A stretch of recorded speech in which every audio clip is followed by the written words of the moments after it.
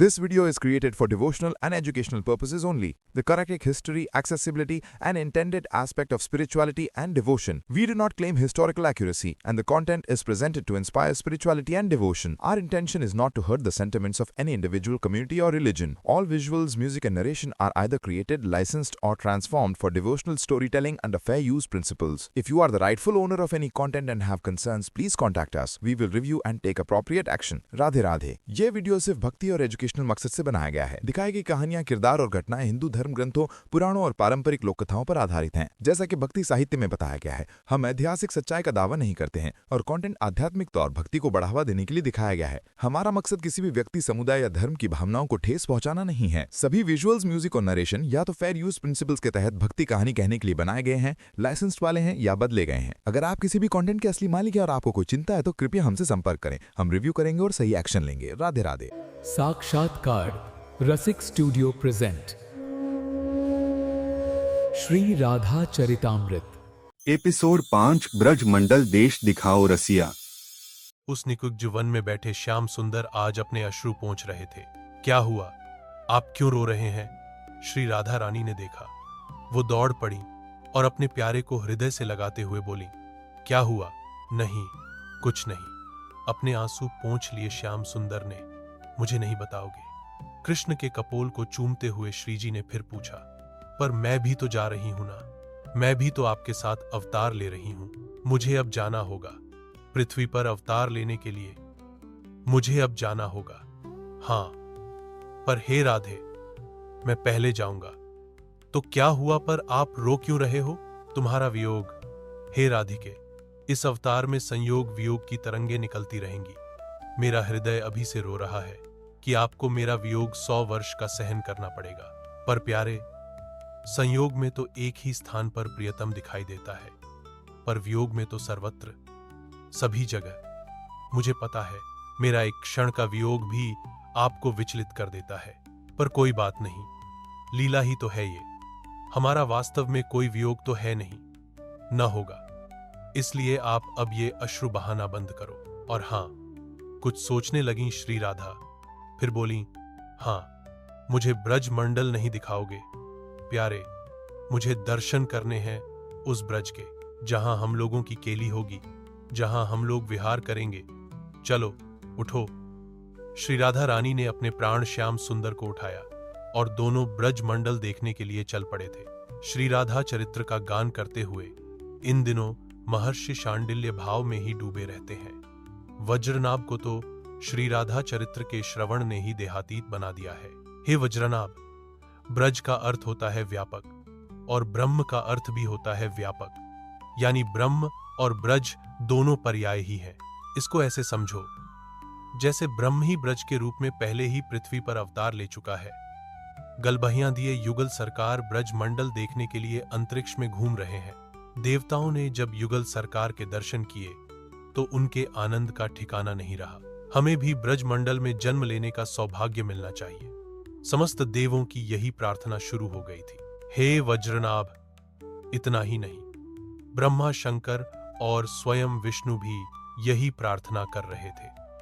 देवियों ने बड़े प्रेम से युगल मंत्र का गान करना शुरू कर दिया था। इनकी भी अभिलाषा थी कि हम अष्ट सखियों की भी सखी बनकर बरसाने में रहेंगी, पर हमें भी सौभाग्य मिलना चाहिए। इतना ही नहीं, दूसरी ओर श्री राधिका जी ने देखा तो एक लंबी लाइन लगी है। प्यारे, ये क्या है? इतनी लंबी पंक्ति, और ये लोग कौन हैं? हे प्रिय, ये समस्त तीर्थ हैं, ये बद्रीनाथ है, ये केदारनाथ है, ये रामेश्वरम है, ये अयोध्या है, ये हरिद्वार है, ये जगन्नाथपुरी है।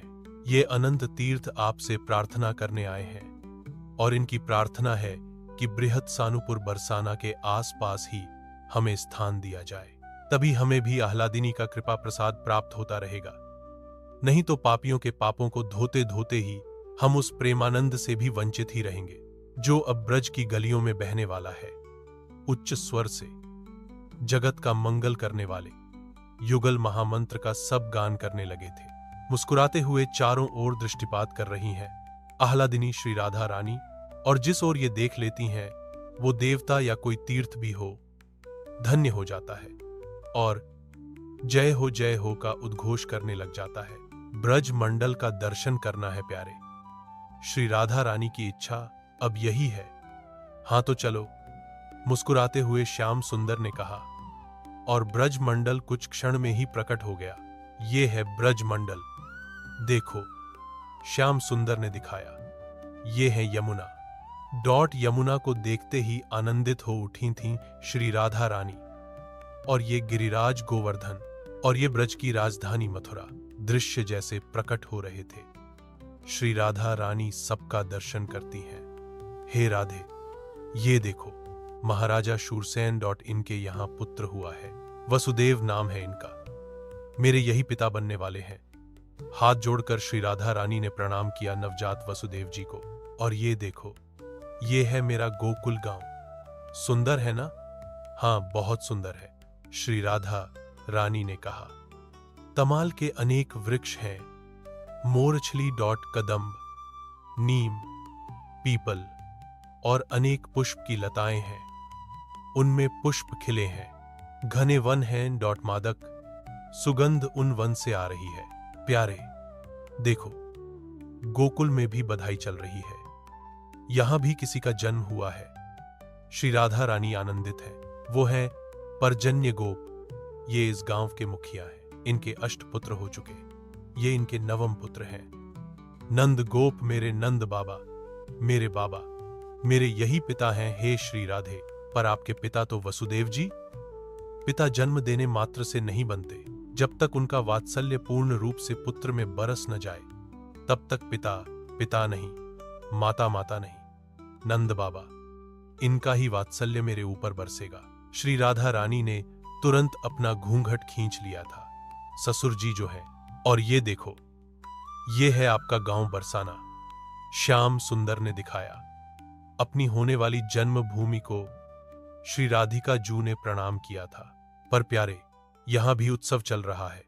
बधाई गाई जा रही हैं। कितने प्रेमपूर्ण लोग हैं यहाँ के। लगता है यहां भी किसी का जन्म हो रहा है। श्री राधा के गले में हाथ डाले श्याम सुंदर ने कहा, आपके पिताजी का जन्म हो रहा है। मेरे पिताजी का? हांसी श्री राधा रानी। हाँ, आपके पिताजी।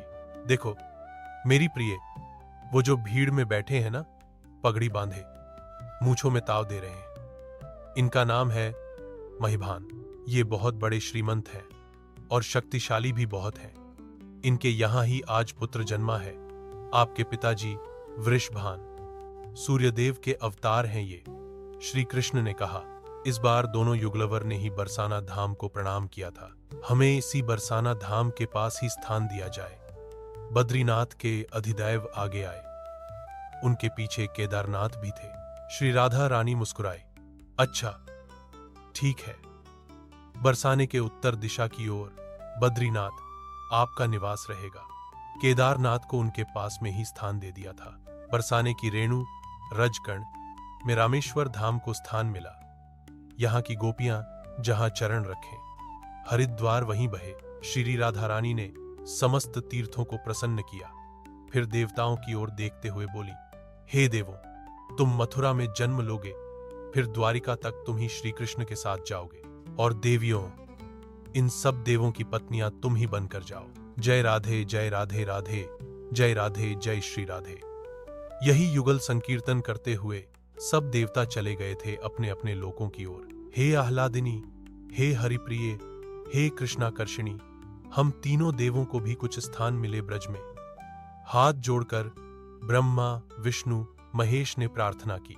तब मुस्कुराते हुए श्री राधा रानी बोली, हे विष्णु, आप गोवर्धन पर्वत के रूप में ब्रज में रहोगे। और हे ब्रह्मा, आप मेरे बरसाना धाम में ब्रह्माचल पर्वत के रूप में वास करोगे।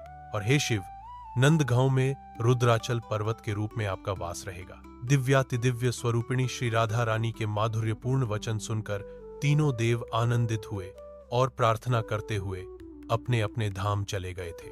राधे, देखो वो ग्वाला श्याम सुंदर ने दिखाया। वो ब्रज का ग्वाला बड़े प्रेम से गौ चराते हुए बड़ी मस्ती में गाता जा रहा था। ब्रज मंडल देश दिखाओ रसिया। ब्रज मंडल, महर्षि शांडिल्य ने कहा, ब्रज की महिमा अपार है। हे वज्रनाभ, तुम ही विचार करो। जिस ब्रज की रज को स्वयं ब्रह्म चख रहा हो, उस ब्रज की महिमा कौन गा सकता है? मुझे जाना पड़ेगा। अब राधे, अवतार का समय आ गया। अपने हृदय से लगाया श्याम। सुंदर ने श्री राधा रानी को नेत्रों से अश्रु बह चले थे दोनों के। श्री राधा नाम स्मरण कीजिए। रसिक स्टूडियो की प्रेम भरी जय श्री राधे।